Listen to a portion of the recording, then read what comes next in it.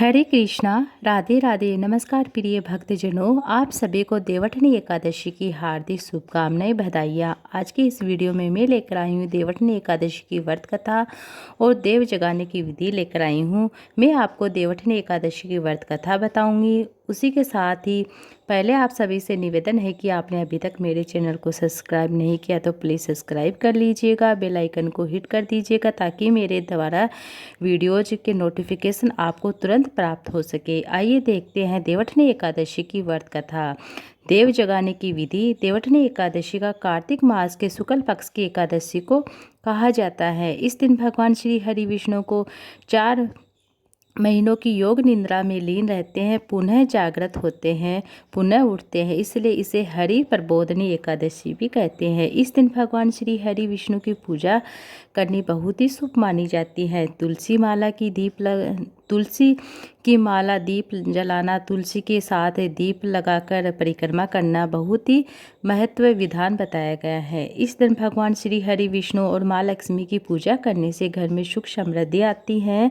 शुभ मुहूर्त में भगवान श्री हरि विष्णु के जागृत और हेतु कथा आरती की जाती है, जिससे सभी कष्टों से मुक्ति मिलती है। शिव पुराण के अनुसार आषाढ़ मास के शुक्ल पक्ष की एकादशी को भगवान श्री हरि विष्णु दैत्य शंकासुर का वध करके भगवान विष्णु और दैत्य शंकासुर के बीच बहुत लंबे समय से युद्ध चलता है और युद्ध समाप्त होने पर भगवान विष्णु बहुत अधिक थक गए थे। तब वे क्षीर सागर में जाकर सो गए थे। उन्होंने सृष्टि का सारा कार्यभार भगवान शिव को सौंप दिया था। इसके बाद कार्तिक मास की शुक्ल पक्ष की एकादशी को भगवान श्री हरि विष्णु जागते हैं। तब शिवजी सहित सभी देवी देवताओं ने भगवान श्री हरि विष्णु की पूजा की, आराधना की। वापस उन्हें सृष्टि का कार्यभार सौंपा था। इसी वजह से कार्तिक मास के शुक्ल पक्ष की एकादशी को देवठनी एकादशी के नाम से या देव प्रबोधनी या हरि प्रबोधनी एकादशी कहा जाता है। इस विधि से इस दिन देव जगाने चाहिए, क्योंकि भगवान श्री हरि विष्णु जागते थे।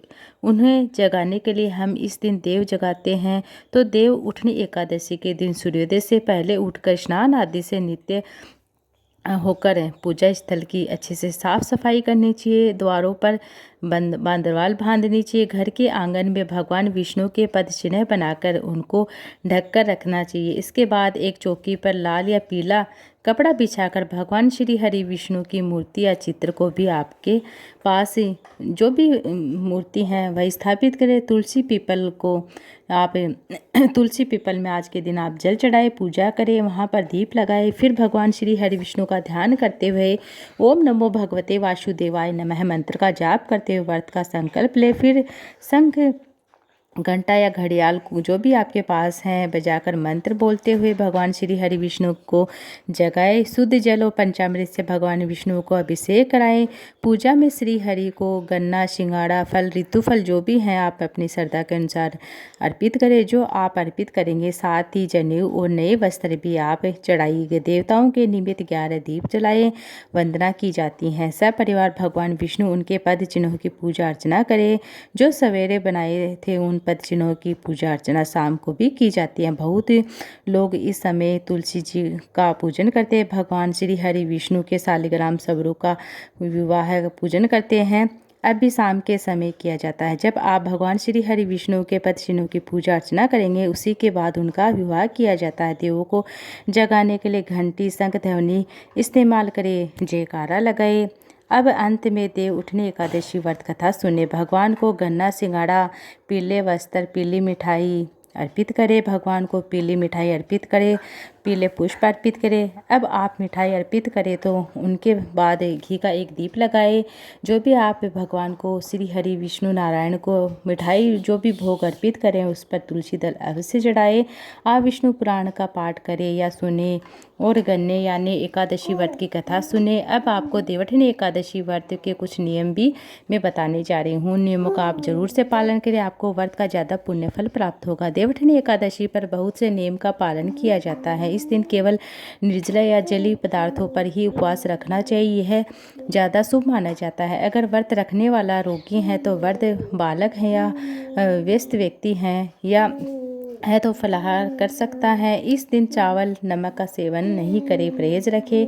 चावल का सेवन नहीं करना चाहिए। भगवान विष्णु के भजन स्तुति करते हुए भगवान विष्णु की उपासना करना बहुत ही अच्छा माना जाता है। देवउठनी एकादशी के दिन तामसिक आहार जैसे कि प्याज, लहसुन, मांस, मदिरा, बासी भोजन का सेवन बिल्कुल नहीं करना चाहिए। अब देखते हैं कि देवउठनी एकादशी व्रत की कथा धर्म करते। अब देवउठनी एकादशी की व्रत कथा।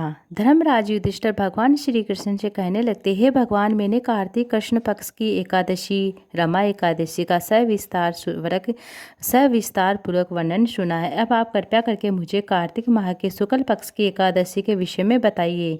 इस एकादशी का क्या नाम है, इसके व्रत का क्या विधान है, इसकी विधि क्या है, इसका व्रत सबसे पहले किसने किया था, किस फल की प्राप्ति होती है, कृपया करके सविस्तार पूर्वक बताइए। तब भगवान श्री कृष्ण बोलते, हे युधिष्ठिर, कार्तिक माह के शुक्ल पक्ष में तुलसी विवाह के दिन यानी आने वाली इस एकादशी को विष्णु प्रबोधनी एकादशी, देव प्रबोधनी एकादशी, देवउठनी एकादशी, देव उठान एकादशी, देव उठान एकादशी, कार्तिक शुक्ल एकादशी या प्रबोधनी एकादशी कहा जाता है।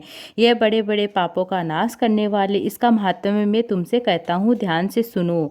एक राजा के राज्य में सभी लोग एकादशी का व्रत रखते थे। प्रजा, नौकर चाकर से लेकर पशु पक्षी एकादशी का व्रत रखते थे, अन्न नहीं ग्रहण करते थे। एक दिन किसी दूसरे राज्य का व्यक्ति यहाँ राजा के पास आकर बोलता है, महाराज, कृपया करके मुझे नौकरी पर रख लीजिए। तब राजा ने उसके सामने एक शर्त रखी, ठीक है रख लेता हूँ, किंतु रोज तो तुम्हें खाने को मिलेगा, किंतु एकादशी को आपको अन्न नहीं मिलेगा। उस व्यक्ति ने उस समय हाँ कर दिया। पर एकादशी के दिन जब उसे फलाहार का सामान दिया गया तो वह राजा के सामने जाकर गिड़गिड़ाने लगता है, रोने लगता है, महाराज, इससे मेरा पेट नहीं भरता, मैं भूखा ही मर जाऊंगा, मुझे अन्न दे दो। राजा ने उसे शरत की बात याद दिलाई, परंतु वह अन्न छोड़ने को तैयार ही नहीं हो रहा था। तब राजा ने उसे आधा दाल, आधा चावल आदि दिए। नित्य की तरह वह नदी पर पहुंचा और स्नान करके भोजन पकाने लगा। तब भोजन बन गया तो वह भगवान को बुलाने लगता है, हे प्रभु, आइए, भोजन तैयार हैं। उसके बुलाने पर पीताम्बरधारी भगवान श्री हरि विष्णु भगवान चतुर्भुज रूप में उसके पास आते, प्रेम से उसके साथ भोजन करते हैं। भोजन आदि करके भगवान अंतर्ध्यान हो जाते हैं। वे व्यक्ति अपने काम पर चला जाता है। 15 दिन बाद फिर एकादशी आती है। वह राजा से कहने लगता है कि महाराज, मुझे दुगना सामान दीजिए, इस दिन इस ना से मेरा पेट नहीं भरता, मैं भूखा ही रह जाता हूँ। राजा के कारण पूछा तो उसने बताया कि हम मेरे यहाँ भगवान भी भोजन करने आते हैं, इसलिए हम दोनों साथ भोजन करते हैं, सामान पूरा नहीं होता है। यह सुनकर राजा को बड़ा आश्चर्य होता है। वह बोला, मैं नहीं मानता, भगवान तुम्हारे साथ कैसे भोजन कर सकते हैं, कैसे खा सकते हैं? मैं तो इतना व्रत धर्म पूर्ण पूजा करता हूँ, पर भगवान ने मुझे कभी दर्शन नहीं दिए। राजा की बात सुनकर वह बोला, महाराज, यदि विश्वास नहीं तो आप साथ चलकर देख लीजिए। राजा एक पेड़ के पीछे छिप जाता है। उस व्यक्ति ने भोजन बनाया, भगवान को शाम तक पुकारता रहा, परंतु भगवान नहीं आए। अंत में उसने कहा, हे भगवान, यदि आप नहीं आते हैं तो मैं नदी में कूदकर अपने प्राण त्याग दूंगा। लेकिन भगवान नहीं आए। तब वह प्राण त्यागने के उद्देश्य से नदी की तरफ बढ़ा। प्राण त्यागने का उसका दृढ़ इरादा जान शीघ्र ही भगवान प्रकट होकर उसे रोक दिया और साथ बैठकर भोजन करने लगे और खा पीकर उसे अपने विमान में बैठाकर अपने धाम को ले गए। यह देखकर राजा ने सोचा कि व्रत उपवास से तब तक कोई फायदा नहीं होता जब तक मन शुद्ध न होता है। इससे राजा को ज्ञान मिला। वह व्यक्ति वन से व्रत उपवास करता था, अतः अंत में स्वर्ग को प्राप्त हुआ। ये थी आज की कथा, देवउठनी एकादशी की पहली व्रत कथा। अब दूसरी कथा सुनते। एक राजा था, उसके राज्य में प्रजा सुखी थी। एकादशी का कोई भी अन्न नहीं बेचा जाता था, सभी फलाहार करते थे। एक बार भगवान ने राजा की परीक्षा लेनी चाहिए। भगवान ने एक सुंदर स्त्री का रूप धारण करके सड़क पर बैठ जाते हैं। तभी राजा उधर से निकलता है। सुंदरी स्त्री को देखकर चकित रह जाते हैं। उससे पूछा, हे सुंदरी, तुम कौन हो और इस तरह की यहाँ क्यों बैठी हो? तुम सुंदर स्त्री बने। भगवान बोले, मैं निराश्रित हूँ, नगर में मेरा कोई जाना पहचाना नहीं है, किससे सहायता मांगूं? राजा उसके रूप पर मोहित हो जाते हैं। राजा बोला, तुमने मेरे महल में चलकर मेरी रानी बनकर रहो। सुंदरी बोली, हे राजन, मैं आपकी बात तो मान लूंगी, पर आपको राज्य का अधिकार मुझे सौंपना होगा। राज्य पर मेरा पूर्ण अधिकार होगा। मैं जो भी बनाऊंगी, जो भी आपको खिलाऊंगी, वह खाना होगा। राजा उसके रूप पर मोहित हो जाते। अंत उसकी सभी शर्तें स्वीकार कर लेते। अगले दिन एकादशी थी। रानी ने हुक्म दिया कि बाजार में अन्य दिनों की तरह अन्न बेचा जाए। उसने घर में मांस मदिरा आदि पकाए परोसकर राजा के सामने खाने के लिए रख दिया। यह देखकर राजा बोला, रानी आज एकादशी है, मैं तो केवल फलाहार ही करूँगा। तब रानी ने शर्त की याद दिलाई, बोली, या तो खाना खाओ, नहीं तो मैं बड़े राजकुमार का सिर काट दूंगी। राजा ने अपनी स्थिति यह बड़ी रानी से कह दी। बड़ी रानी बोली, महाराज धर्म न छोड़े, बड़े राजकुमार का सिर दे दे, पुत्र तो फिर मिल जाएगा पर धर्म नहीं मिलेगा। इस दौरान बड़ा राजकुमार खेल रहा था। माँ की आंखों में आंसू देखकर वह रोने का कारण पूछता है तो माँ ने उसे सारी वस्तुतः स्थिति बताई। तब वह बोला, मैं सिर देने के लिए तैयार हूँ। पिताजी को बोलिए धर्म की रक्षा करे, धर्म की रक्षा करना जरूरी है। राजा दुखी मन में राजकुमार का सिर देने को तैयार हो जाता है। रानी के रूप से भगवान विष्णु प्रकट होते हैं। असली बात बताई, राजन तुम इस कठिन परीक्षा में पास हो गए हो। भगवान ने प्रसन्न मन से राजा से वर मांगने को कहा तो राजा बोला, आप दया कीजिए, सब कुछ मेरे पास है, बस मेरा एक उद्धार कर दीजिए। इस तरह से यह दूसरी कथा संपूर्ण होती है। इस तरह से देवउठनी एकादशी की व्रत कथा सुनी जाती है और राजा की प्रार्थना को भगवान श्री हरि विष्णु स्वीकार कर लेते हैं। राजा मृत्यु के बाद वैकुंठ धाम को चले जाते हैं। जय जय श्री कृष्णा, हरे विष्णु, जय जय श्री कृष्णा।